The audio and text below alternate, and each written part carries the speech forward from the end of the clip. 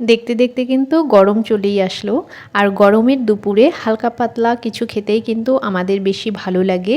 তাই আজকে আমি তৈরি করে দেখাবো রুই মাছের হালকা পাতলা একটি ঝোল, জিরে সম্ভার দিয়ে আলু আর ঝিঙে দিয়ে রুই মাছের ঝোল।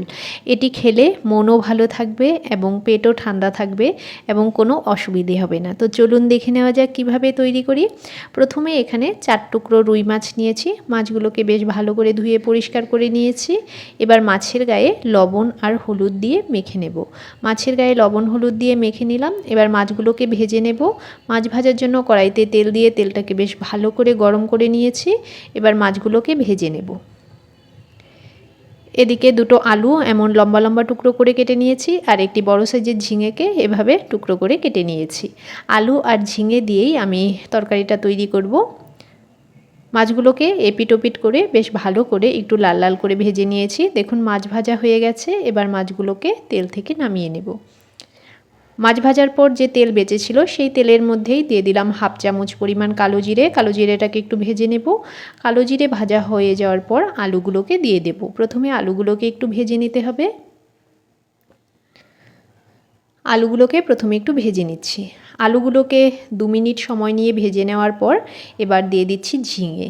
ঝিঙেগুলো দিয়েও আরও কিছুক্ষণ নেড়েচেড়ে নিতে হবে।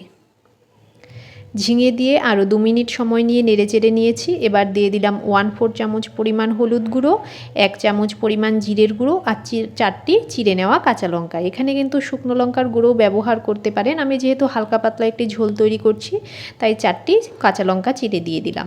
এবার মশলাটাকে দিয়ে একটু ভেজে নেব। মশলাটা ভাজা হয়ে যাওয়ার পর এবার দিয়ে দেব ঝোল। জল দিয়ে দিলাম। জল দিয়ে নেওয়ার পর বেশ ভালো করে সব কিছুকে মিশিয়ে দিতে হবে। দিয়ে দেব স্বাদ অনুসারে লবণ। সব কিছুকে বেশ ভালো করে মিশিয়ে নিলাম। এবার ঝোলটাকে বেশ ভালো করে ফুটিয়ে নিতে হবে। ঝোলটা দেখুন বেশ ভালোভাবে ফুটে উঠেছে। এবার ভেজে রাখা মাছগুলোকে দিয়ে দিচ্ছি। মাছগুলোকে দিয়ে নিলাম। মাছগুলো দিয়েও আবারও বেশ ভালো করে সব কিছুকে নেড়েচেড়ে মিশিয়ে দিচ্ছি। এবার আরও 5 মিনিট নিয়ে ঝোলটাকে ফুটিয়ে দিতে হবে।